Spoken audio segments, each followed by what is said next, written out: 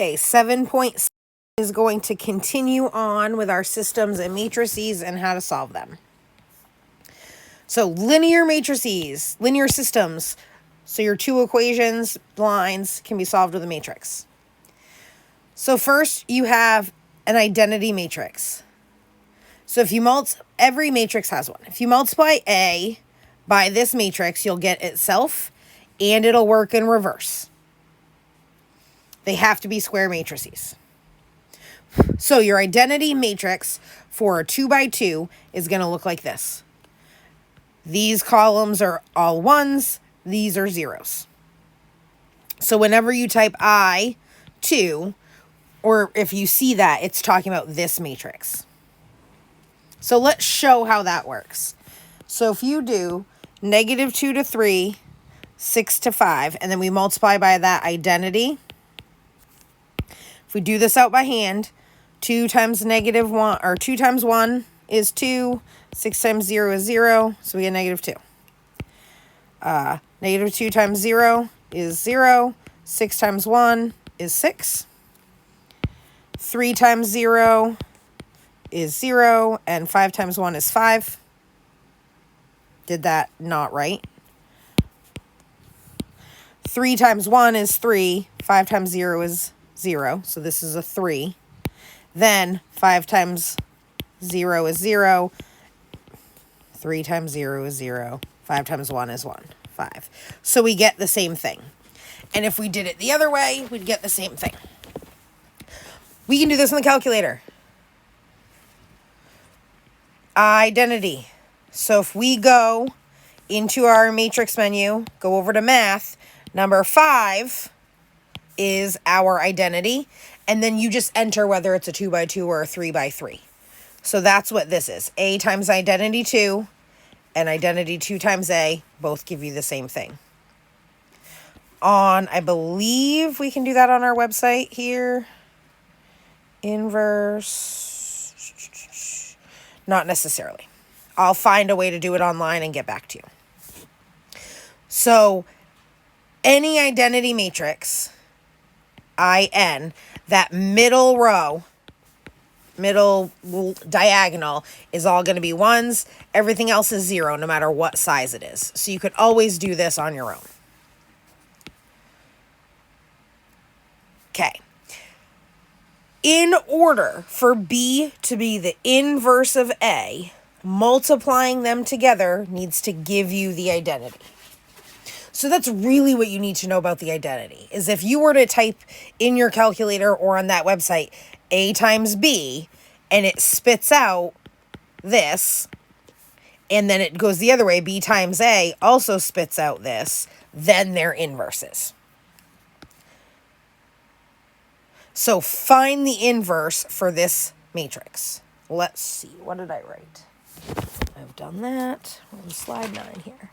Find the inverse. Use your calculator. We're not doing this by hand. So 2, 4, 1, -1. So if we do the calculator, matrix, let's go to A. So it was, oh, of course I didn't write it down. 2, 4, 1, -1. 2, 4, 1, -1. And we want to find the inverse. So we're going to name matrix A. And then use the same button, that inverse button, x to the -1 right here. It'll spit out the inverse. If you want those to be fractions instead of decimals, hit your math button and then hit enter. And hit enter again. It'll turn each of those into fractions. It's a lot easier to deal with and to see. If we were going to do that online, we have the inverse matrix option. So actually, we'll do the next one that way. So let's do this one. 1, 0, 1. So it's a 3 by 3. Nope, 3 by 3. Set matrix. So we said that was 1, 0, 1. Then 2, -2, -1. 2. -2, -2, I can't remember. Too many buttons. -1.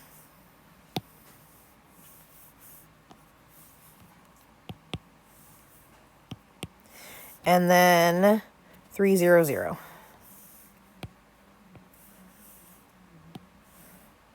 3, 0, 0.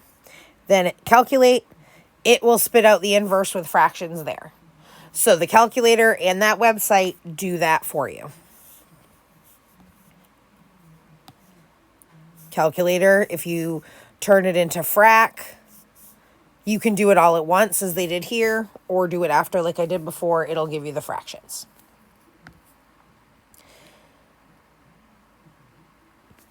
By hand, to find the inverse, first you have to find the determinant, then you have to multiply the determinant by this new matrix where you switch things around. So your A and D switch, your B and C get negative, and then you use your determinant as a scalar. So if we tried this, first we have to find the determinant. So we would do -2 minus 3, we get -5. So 1 over -5. We switch our A and C, so -1 and 2, and then these two become negative. So -1, -3. Now we multiply. So -1/5 times -1 is 1/5. -1/5 times 3 is 3/5. -1/5 times -1, and -1/5 times 2. So that is the inverse. So the more complicated you get with your determinant, the more complicated the process becomes. But the calculator and the internet will do it for you. One thing here, so this would be -12 minus -12, which is 0. There is no since the determinant is 0, there is no inverse. So that is one thing to know. If it spits out and says it can't, it could be because the determinant is 0. So this is how you find the inverse by hand. Or you can use your calculator or the inverse function on the website. So here, singular matrix. If it says that, that's what tells you the determinant 0. That's how you will know you didn't make a mistake with a dimension or something. Solving systems. This is why you need to know what the inverse is and how to get it, at least on your calculator. So if A is going to be the matrix of your variables, B is the matrix of your solutions, and then X is going to be your answers, like what X and Y stand for. To solve it, you just have to do A inverse B and multiply those together. So let's say this is a 3-letter system. Your A is always going to be the coefficients. So that's a 2, that's a 1, that's a 3. There's your first row. That's a 1, that's a -2 and a 1. That's your second row. -3, 1, -2. That's your third row. So that's where we get A. Then your answers are B. 1, -3, -4. To solve for X, Y, Z, you're going to type A inverse B in your calculator. And it'll spit out the answers X, Y, Z. So let's do that. 2, 1, 3. So this is a 3 by 3. 3, 3, 2, 1, 3. 1, -2, 1. 1, -2, 1. And -3, 1, -2. And then we're going to make B. Oops. Edit B. That was a 3 by 1. 3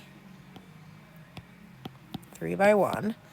And those answers were 1, -3, -4. 1, -3, -4. So, second quit, we're going to name matrix A, choose the inverse button, and then matrix B, and it spits out 4, 2, -3. That is our X, Y, and Z written as a point, 4, 2, -3. You can also do that on the website. So first you figure out your matrices. You'd have to get your inverse here. So it would spit it out and then put it back in and multiply. Let's see what this does.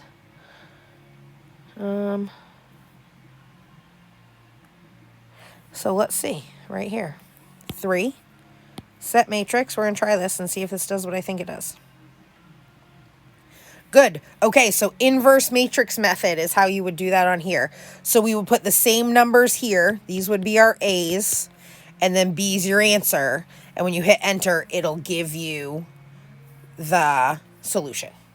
So that is the inverse matrix method on this website, is how you solve your systems.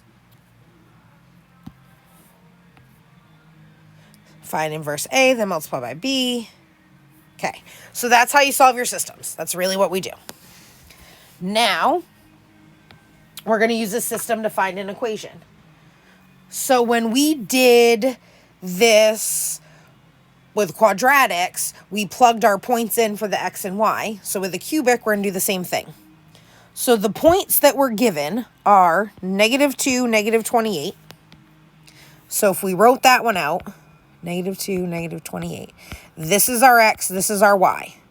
So we're going to say -28 equals A times X cubed, B times X squared, C times X, D. Then the next point is -1, -10. So -10 equals A times X cubed, B times X squared, C times X, and D. The next point is 1, -4. So -4 equals A times 1 cubed, B times 1 squared, C times 1 plus D. And oops, the last point they gave us was 3, 2. So 2 equals A times 3 cubed, B times 3 squared, C times 3, and D. So now that we've plugged those in, we can get our actual equations. So -2 cubed is -8. -2 squared is 4. -2 is -2 plus D. Same thing. -A, positive B, -C, positive D. This would be A, B, C, D. All I'm doing is the 1 squareds and all that, in case you're wondering. 3 cubed is 27. 3 squared is 9. And that would be 3C and D. So now we can make our matrix. We have our 4 equations. So we need a 4 by 4 matrix. We put the coefficients. So these are all the numbers we got when we did the math out in front of the A, B, C, D. And then we put the answers or the Y coordinates there. And then, so actually we'll do this one so we can see how it works on the website. So we're going to do an inverse matrix method. Inverse matrix. So it's a 4 by 4 set matrix.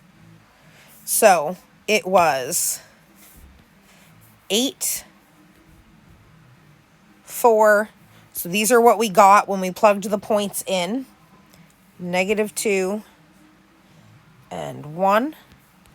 And the answer to that equation was -28. And then the next equation was -1, 1, -1, 1. And the answer was -10. The third equation was all ones.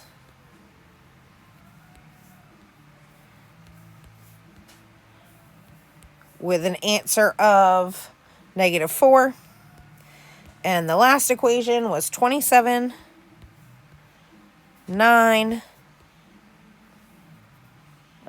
3, 1, with an answer of 2. So when we hit solve, it does A inverse B for us and gives us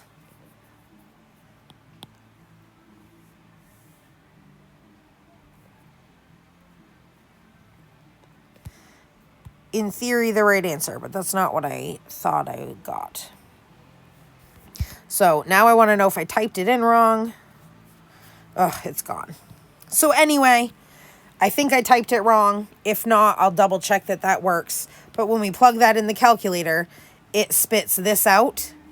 And that's our A, B, C, and D. So we can write, instead of A, we'd write just x cubed. B would be 3, C would be 2, and D would be -4. So that is 7.6. I'm going to keep playing with this, and I'll make a comment if that is the right thing to use or if you shouldn't use that or what to do online. So check back for a comment.